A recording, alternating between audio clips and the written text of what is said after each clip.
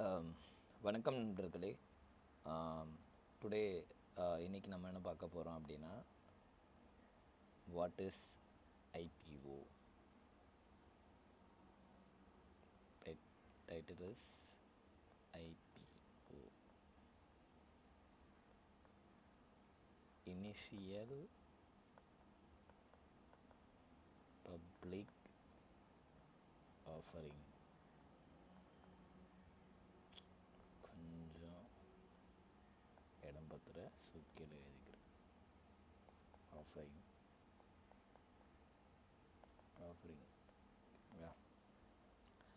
So நம்ம agenda என்ன அப்படின்னு பார்த்தீங்கன்னா, ஃபஸ்ட் விஷயம் நம்ம பார்க்க போகிறது வாட் இஸ் ஐபிஓ. ரெண்டாவது how IPO works.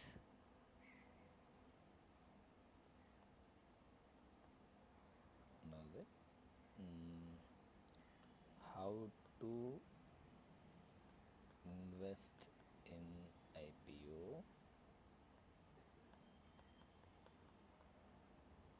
And benefits and risk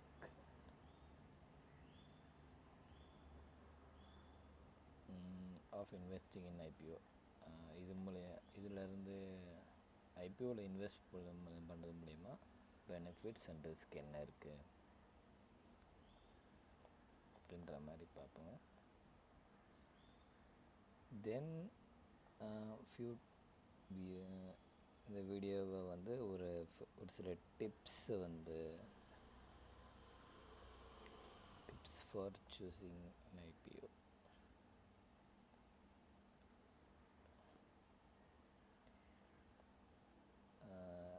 right IPO அப்படின்ற டாபிக் மூலயமா நம்ம இந்த வீடியோவை முடிக்கலாம்.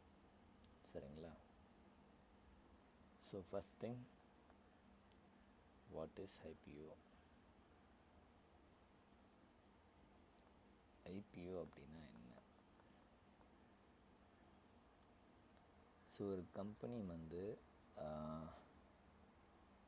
பொதுமக்கள்கிட்ட முதல் முறையாக வெளியிடுறதுக்கான ஒரு வழி தான் ஐபிஓ அப்படின்னு சொல்லுவாங்க. அதாவது இப்போ நான் ஒரு தனியாக ஒரு பிஸ்னஸ் ரன் பண்ணிகிட்ருக்கேன்.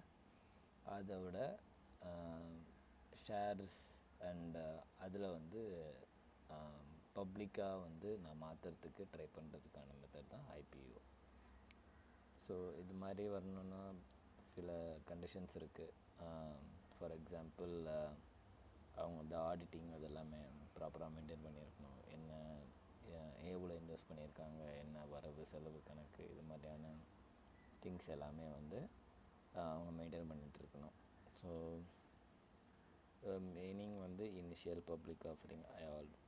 ஏற்கனவே சொன்ன மாதிரி இனிஷியல் பப்ளிக் ஆஃபரிங். அந்த எஃப் மட்டும் ஏன் எனக்கு கேபிட்டல்லே தான் வருதுன்னு எனக்கும் தெரியல. ஆஃபரிங். ஸோ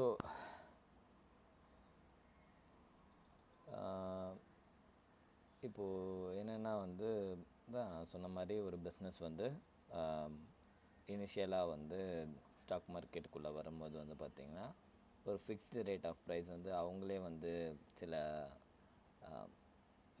மேலே ஒர்க் பண்ணுறவங்க, அதாவது மேனேஜ்மெண்ட்டில் இருக்கிறவங்க எல்லோரும் சேர்ந்து ஒரு ஸ்டாக்கு இவ்வளோ ப்ரைஸ் அப்படின்ற மாதிரி நிர்ணயம் பண்ணி, அண்ட் அதுலேயே சில லிமிடேஷன் வச்சுருப்பாங்க. மினிமம் 10,000 ஸ்டாக் வாங்கணும், 5,000 ஸ்டாக் வாங்கணும், ஒரு ஆர்டரும் அந்த மாதிரியான லிமிடேஷன்ஸ்லாம் வச்சு இனிஷியல் பப்ளிக் ஆஃபரிங் அப்படின்றத பண்ணுவாங்க.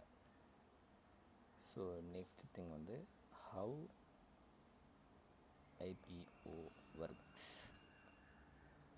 எப்படி ஐபிஓ ஒர்க் ஆகிட்டுருக்கு அப்படின்னு பார்த்திங்கன்னா, ஒரு நிறுவனம் ஐபிஓ மூலமா பொது நிறுவனமாக மாறுது அப்படின்னு சொன்னாங்க.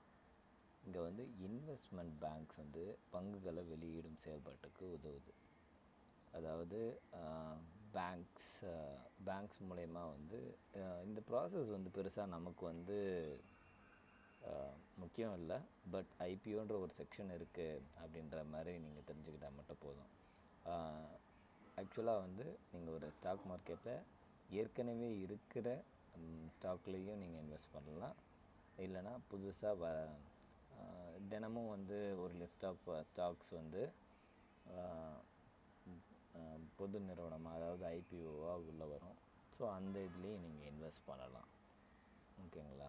ஸோ அதுக்கு ஆக்சுவலாக ஜிரோதாலேயே வந்து பார்த்திங்கன்னா தனி செக்ஷன்ஸ் இருக்கும் ஐபிஓ அப்படின்னு சொல்லிட்டு. அந்த செக்ஷன் வந்து நம்ம ஐபிஓ பற்றி அனலைஸ் பண்ணும்போது நம்ம வந்து பார்க்கலாம். ஸோ இதெல்லாம் இந்த பேசிக்காகவே இந்த ப்ளேலிஸ்ட் வந்து பார்த்திங்கன்னா பேசிக்ஸ் ஆஃப் ஸ்டாக் மார்க்கெட்டிங், அதாவது என்னென்ன இருக்குது, என்ன பேசிக்ஸ் என்ன இருக்குது அப்படின்ற மாதிரியான இது தான் வந்து கவர் பண்ணுறோம். ஸோ ஸ்லைட்லி லைக் அடுத்து இந்த ப்ளேலிஸ்ட் முடிச்சதுக்கப்புறம் வந்து மேபி ஒரு ஸ்டாக்கையே நீங்கள் எப்படி அனலைஸ் பண்ணணும், ஃபண்டமெண்டல் அனலிசிஸ், அதாவது ஒரு பிஸ்னஸை வந்து அந்த பிஸ்னஸ் நல்லா போகுதா இல்லையா, எந்த அளவுக்கு நல்லா போகுது, ஸோ எதில் நீங்கள் இன்வெஸ்ட் பண்ணணும் அப்படின்ற இதெல்லாம் வந்து நம்ம இன்னொரு ப்ளேலிஸ்ட்டில் தான் கிளியராக வந்து பார்ப்போம். ஸோ இந்த ப்ளேலிஸ்ட்டில் வந்து கம்ப்ளீட் அண்ட் பேசிக்ஸ்க்கு மட்டும்தான் வந்து நம்ம பண்ணியிருக்கோம். So how to invest in IPO வந்து பார்த்திங்கன்னா பேசிக்காக சிம்பிள். நீங்கள் ஒரு டிமேட் அக்கௌண்ட் இருந்தாலே வந்து ஒரு அதுக்கேற்ற உங்களுக்கு அமௌண்ட் இருந்தால் போதும். அதில் போய் பார்த்தீங்கன்னா ஐபிஓ செக்ஷனில் பார்த்தீங்கன்னா ஒரு ஸ்டாக்கோட price and minimum amount of stock நீங்கள் எவ்வளோ வாங்கணும் இந்த மாதிரி போட்டிருப்பாங்க. ஃபார் எக்ஸாம்பிள் ஸ்டாக் 1ன்னு போடுவா, இல்லை வந்து ஸோ எஸ்எஸ் சூப்பர் மார்க்கெட்னு ஒரு சூப்பர் மார்க்கெட் வந்து சூப்பர் மார்க்கெட்லாம் வேணாம், எஸ்எஸ் அண்ட் கோ அப்படின்னு ஒரு கம்பெனி வந்து உள்ளே வர ட்ரை பண்ணுறாங்க அப்படின்னு வச்சுப்போம். ஸோ அப்போ வந்து அவங்க வந்து ப்ரைஸ் வந்து செட் பண்ணியிருப்பாங்க. ஸோ 33 rupees ஒரு ஸ்டாக்கோட ப்ரைஸ் வந்து 33 rupees போட்டுருவாங்க. அண்ட் மினிமம்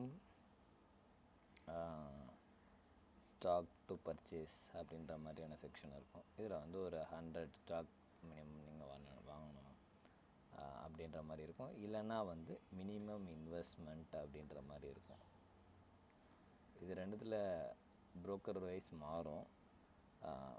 ஸோ நீங்கள் எப்படி பார்த்தாலுமே நீங்கள் வந்து கால்குலேட் பண்ணிக்கலாம். 3300 rupees இருந்தால் தான் நான் இன்வெஸ்ட் பண்ண முடியும் அப்படின்ற மாதிரி கால்குலேட் பண்ணிக்கலாம். அப்படி இல்லைனா மினிமம் இன்வெஸ்ட்மெண்ட் அமௌண்ட் கொடுத்துருந்தாங்கன்னா அதுலேயே வந்து உங்களுக்கு 3300 rupees அப்படின்னு மென்ஷன் பண்ணிவிடுவாங்க. ஓகேங்களா? ஸோ இந்த மாதிரி தான் இருக்கும். நீங்கள் இந்த எஸ்எஸ்என் கோவோட ஆக்சுவலாக அதுக்கான லிங்க்கும் கொடுத்துருப்பாங்க. அவங்களோட ஸ்டாக்ஸ் வந்து ஃபண்டமெண்டலாக என்னென்ன பண்ணிகிட்ருக்காங்க, என்னென்ன பிஸ்னஸ் பண்ணுறாங்க, ரெவன்யூ என்ன, ஃபார் த பாஸ்ட் கடைசி 5 வருஷத்துக்கு என்னென்ன பண்ணியிருக்காங்க, அந்த மாதிரியான விஷயங்கள்லாம் கொடுத்துருப்பாங்க. ஸோ நீங்கள் அதெல்லாத்தையும் தரவாக அனலைஸ் பண்ணி நீங்கள் வந்து இன்வெஸ்ட் பண்ணணும் பேசிக்காக. ஸோ நெக்ஸ்ட் டாபிக் என்ன அப்படின்னு பார்த்தீங்கன்னா benefits of investing in IPO. So நம்மக்கிட்ட ஆல்ரெடி வந்து 5000 ஸ்டாக் கிட்ட இருக்குது. ஏன் வந்து ஒரு ஐபிஓவில் போய் நம்ம ஐபிஓ அதாவது புதுசாக ஒரு கம்பெனி வரும், அந்த கம்பெனியில் ஏன் நம்ம இன்வெஸ்ட் பண்ணணும் அப்படின்ற மாதிரி நீங்கள் எங்களுக்கு ஏதாவது கொஷின்ஸ் இருக்கா? ஸோ ஏன் அப்படின்னா வந்து பார்த்திங்கன்னா இதில் பேசிக்காக வந்து அதிக லாபம் கிடைக்க வாய்ப்பு ரொம்பவே அதிகம். சான்சஸ் ஆஃப் ஹை ப்ராஃபிட்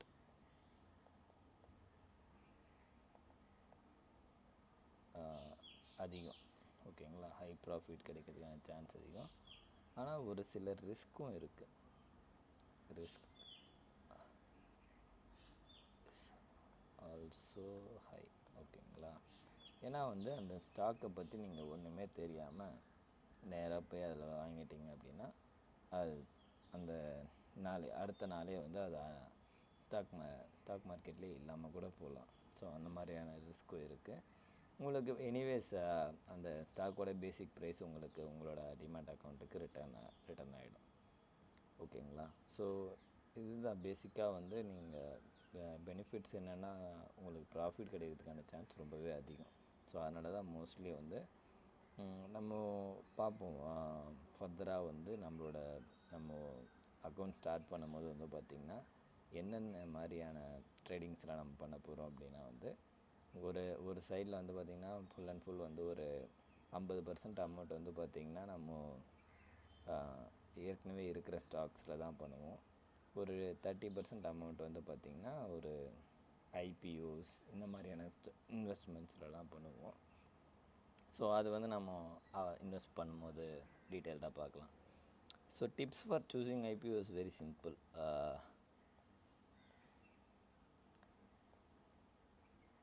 பேசிக்காக நீங்கள் வந்து ஒரு ஐபிஓவையுமே வந்து அவங்களோட வெப்சைட்டையோ இல்லை அங்கேயே லிங்க்ஸ் கொடுத்துருப்பாங்க. ஒரு அந்த மேபி நீங்கள் ப்ரௌசர்லேயே வந்து அந்த கம்பெனியோட பேரை போட்டு, இப்போ இங்கே எக்ஸாம்பிளுக்கு நான் எஸ்எஸ் சம்திங் சொன்னேன் இல்லைங்களா, அந்த கம்பெனியோட லிங்க்கை நீங்கள் வந்து சர்ச் பண்ணி பார்த்துக்காக நீங்கள் வந்து பண்ணிக்கலாம். அப்படி இல்லைனாலும் எல்லா ப்ரோக்கருமே வந்து அந்த ஐபிஓக்கான ஃபினான்ஷியல் ஸ்டேட்மெண்ட் லிங்க்கும் வந்து ப்ரொவைட் பண்ணுவாங்க. ஸோ அதுலேயே நீங்கள் போய்ட்டு கம்ப்ளீட்டாக தரோவாக ஆராய்ச்சி பண்ணணும். ஓகேங்களா? ஸோ அதை எப்படி சொல்கிறது, அனலைஸ் தி பிஸ்னஸ். முதல்ல அந்த பிஸ்னஸோட டைப் என்னென்ன பிஸ்னஸ் அவங்க பண்ணுறாங்க, what are business they are doing. முதல்ல அந்த பிஸ்னஸ்க்கு க்ரோத் இருக்கா இல்லையான்றது தெரியணும். எந்த பிஸ்னஸ் எடுத்தாலும் பேசிக்காக ஒரு க்ரோத் இருக்கும். ஓகேங்களா? அந்த சாரி அது எப்படி போச்சுன்னு தெரியல. ஸோ அந்த பிஸ்னஸோட க்ரோத் இருக்கும். இந்த பிஸ்னஸில் சில பேருக்கு கெமிக்கல் பிஸ்னஸில் இன்வெஸ்ட் பண்ணணுன்னு இருக்கும். ஏன்னா வந்து அது எப்போவுமே ஸ்டேபிளாக இருக்கும். அண்டு மேபி ரெகுலராக மக்கள் வாங்கக்கூடிய பொருளில் அவங்க வந்து பிஸ்னஸ் இருந்ததுன்னா, அதாவது டூத் பேஸ்ட், சோப்பு இந்த மாதிரியான விஷயங்கள்ல இருந்தால், ஸோ அதெல்லாம் வந்து பார்த்திங்கன்னா எப்போவுமே வந்து ஸ்டேபிளாக இருக்கும். ஸோ அந்த மாதிரி பிஸ்னஸில் இருக்காங்களா, அது வந்து ஃபர்தராக வந்து நம்ம ஐபிஓ அனலிசிஸ்ன்னு ஒரு தனி செக்ஷனே எடுப்போம். ஸோ அதில் வந்து நம்ம ஃபுல் அண்ட் ஃபுல் கவர் பண்ணுறேன். அதான் ஃபண்டமெண்டல் அனலிசிஸில் வந்து ஐபிஓ ஃபண்டமெண்டல் அனலிசிஸில் வந்து நான் அது ஃபுல்லாக கவர் பண்ணுறேன். ஓகேங்களா? ஸோ இது டிப்ஸ் ஃபார் சூஸிங்கில் சிம்பிளாக வந்து அது என்ன இது. அப்புறம் வந்து அவங்களோட total amount, investment amount already எவ்வளோ இன்வெஸ்ட் பண்ணியிருக்காங்க அப்படின்ற மாதிரி பார்க்கணும். தென் வந்து அட்லீஸ்ட் 3 வருஷத்துக்கு அவங்களோட பர்ஃபார்மன்ஸ் என்ன இருக்குது, அதாவது ரெவன்யூ அப்படின்னா வந்து அவங்களோட வருமானம் அண்ட் வரவு செலவு கணக்கு தான் பேசிக்காக. என்னென்ன விஷயத்தில் அவங்க எக்ஸ்பென்ஸ் பண்ணியிருக்காங்க, அண்ட் மோர் இம்பார்ட்டன்ட்லி ப்ராஃபிட். ஓகேங்களா? அப்புறம் வந்து ஃபர்தர் மோராக வந்து அவங்களோட அசட்ஸு, லையபிலிட்டிஸ் இதெல்லாம் வந்து நீங்கள் செக் பண்ணணும். அதாவது அவங்க கடன் ஏதாவது வாங்கியிருக்காங்களா. அப்புறம் வந்து ஒரு சில திங்ஸும் இருக்குது. அவங்க வந்து ஏதாவது கேஸ் ஏதாவது ஃபைல் ஆகியிருக்கா அப்படின்ற மாதிரி, லா ரிலேட்டட் கேஸஸ் ஏதாவது ஃபைல் ஆகி அவங்க அது ஏதாவது பெண்டிங்கில் வச்சுருக்காங்களா அப்படின்ற மாதிரியும் பார்க்கலாம். ஸோ ஒரு சில ஃபார் எக்ஸாம்பிள் ஒரு 15 இயர்ஸ் முன்னாடி மேகி வந்து பார்த்திங்கன்னா பேன் ஆகி கிட்டத்தட்ட ஒரு 17 crores கிட்ட பே பண்ணாங்க இல்லைங்களா. ஸோ அது மாதிரியான பெண்டிங் கேசஸ் ஏதாவது இருக்கா, அது மாதிரியான விஷயங்கள்லாம் நீங்கள் வந்து பார்த்து, ஸோ இந்த விஷயங்கள் எல்லாமே பார்த்திங்கனாலே ஓரளவுக்கு வந்து உங்களுக்கு தெரிஞ்சிடும். ஸோ ஃபார் எக்ஸாம்பிள் நாளைக்கு 10 ஐபிஓ வந்து ரிலீஸ் ஆகுது அப்படின்னா, இந்த விஷயங்கள் எல்லாத்தையுமே வந்து ஒரு எக்ஸலில் போட்டு பாருங்கள். ஸோ எந்த ஐபிஓ நீங்கள் வாங்கலாம் அப்படின்ற மாதிரி ஈஸியாக வந்து நீங்கள் சூஸ் பண்ணிக்கலாம். சரிங்களா? இதோட இந்த வீடியோவை நான் முடிக்க விரும்புகிறேன். ஸோ ஏதாவது கமெண்ட்ஸ் இருக்குது அப்படின்னா வந்து ஷேர் பண்ணுங்கள். ஸோ தேங்க்ஸ் ஃபார் வாட்சிங்.